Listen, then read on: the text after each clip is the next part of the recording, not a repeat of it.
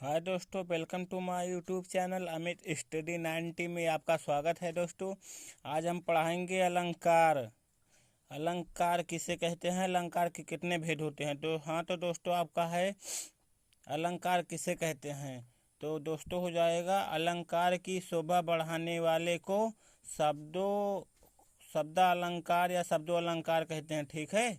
जिस प्रकार क्या है, जिस प्रकार मनुष्य की शोभा भूषण पहनने से होती है, उसी प्रकार काव्य की शोभा से होती है, उसी प्रकार काव्य की शोभा को अलंकार के द्वारा होती है। ठीक है। हाँ, तो आपका होगा अलंकार के भेद। क्या अलंकार के भेद? अलंकार मुख्यतः दो प्रकार के होते हैं। कितने? दो प्रकार के होते हैं। नंबर एक होगा शब्दालंकार, नंबर होगा अर्थालंकार। हाँ, तो नंबर एक है अर्थालंकार।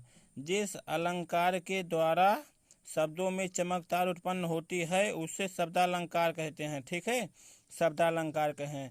अर्थालंकार जिस जिस अलंकार के द्वारा अर्थों में जिस अलंकार द्वारा अर्थों में चमकदार उत्पन्न होती है उसे अर्थालंकार कहते हैं। ठीक है। आपका होगा दूसरा उपमा अलंकार।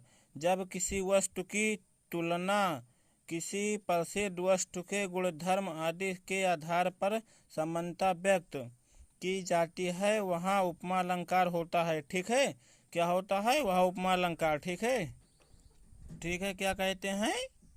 उपमा अलंकार। ठीक है। तो दी गई है आदि के आधार पर समानता व्यक्त की जाती है वहाँ उपमा अलंकार होते हैं। उदाहरण है पीपल पात सरिस मंडोल। क्या? पीपल पात सरिस मंडोल। स्पष्टीकरण हो जाएगा। यहाँ पर पीपल के पत्ते की तुलना चंचल मन से की गई है। किसके मन से? चंचल मन से की गई है। ठीक है दोस्तों। हाँ, तो दोस्तों आपका हो जाएगा दूसरा। ठीक है, रूपक अलंकार। क्या हो जाएगा? रूपक अलंकार। जहाँ पर उपमेय में उपमा का भेद रहित तो आरोप होता है वहाँ पर रूपक अलंकार होता है। क्या होता है? रूपक अलंकार। ठीक है। उदाहरण होगा मैया मोर तो चंद खिलौना लाई। क्या? मैया मोर तो चंद खिलौना लाई। स्पष्टीकरण में हो जाएगा इसमें चंद्रमा उपमेय पर खिलौना रूप उपमा का भेद सहित आरोप है, यहाँ रूपक अलंकार हो जाएगा। क्या हो जाएगा? रूपक अलंकार। ठीक है दोस्तों, फिर से सुन लीजिए। इसमें चंद्रमा उपमेय पर खिलौना उपमा का भेद रहित तो आरोप यहाँ पर रूपक अलंकार हो जाएगा। आपका हो जाएगा तीसरा उत्प्रेक्षा अलंकार। क्या? तीसरा उत्प्रेक्षा अलंकार।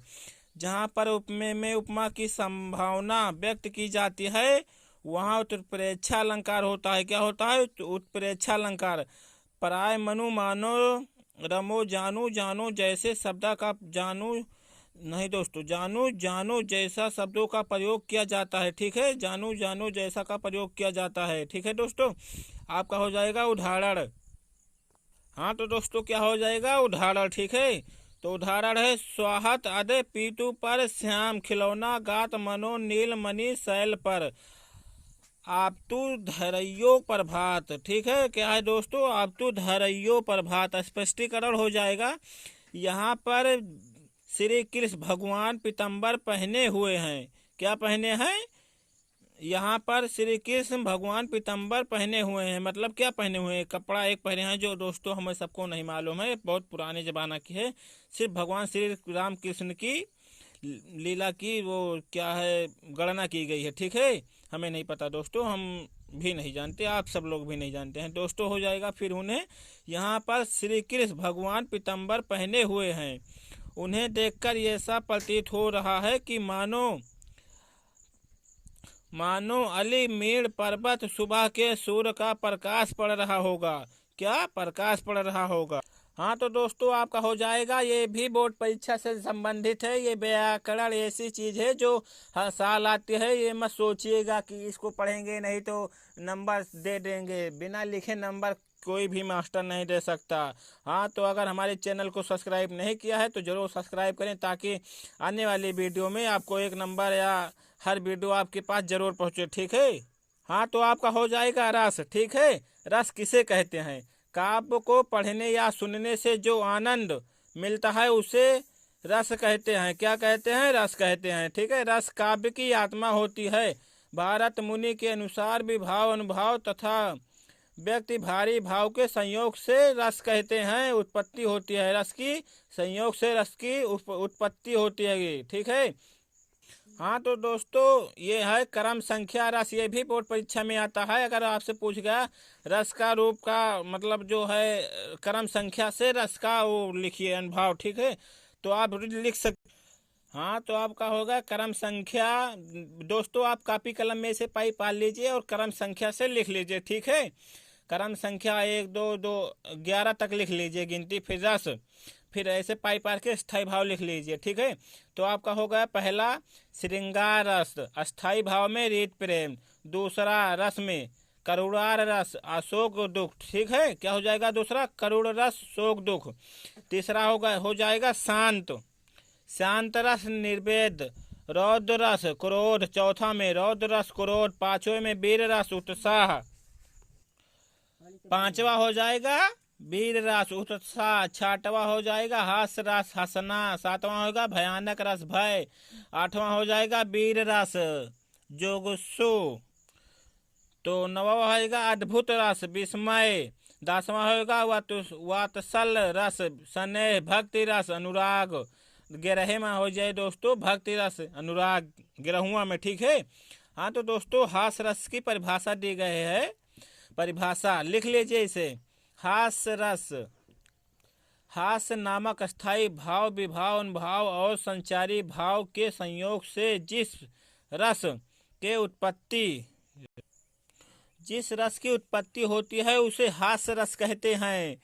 या किसी व्यक्ति के वेशभूषा रूप रंग आदि को देखकर मन में जो आनंद से स्फूर्ति होती है उसे हास रस कहते हैं, ठीक है दोस्तों, हास रस कहते हैं। तो दोस्तों हास रस का उदाहरण है, यहाँ पर गंगा हंसे भुजंगी भुजंग, ठीक है, भुजंगी भुजंग हंसे।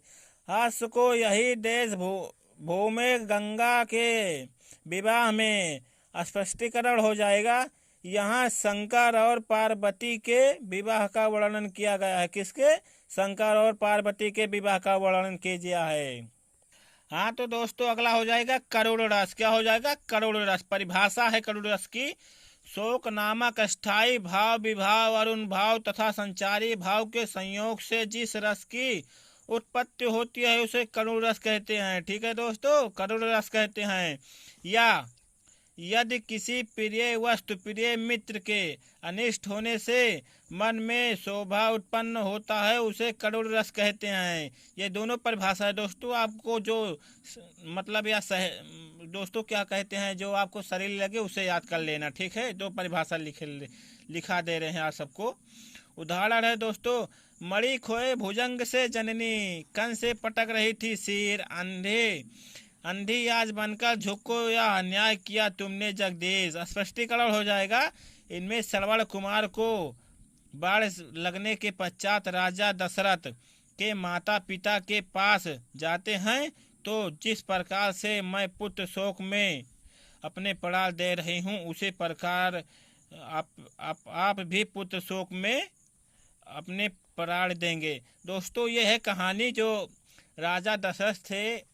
श्रवण कुमार ने जब अपने माता पिता के लिए पानी नदी में भरने आया था तो राजा दशरथ ने सोचा कि कोई हिरन होगा।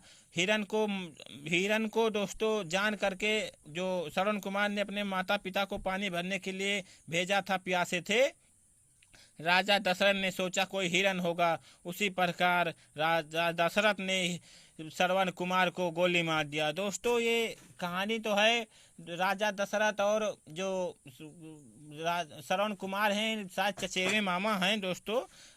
तो इसी प्रकार इनकी शोभा की गई है, ठीक है। इसी प्रकार इनका वर्णन कीजिए। हाँ तो दोस्तों आपका अगला हो जाएगा छंद।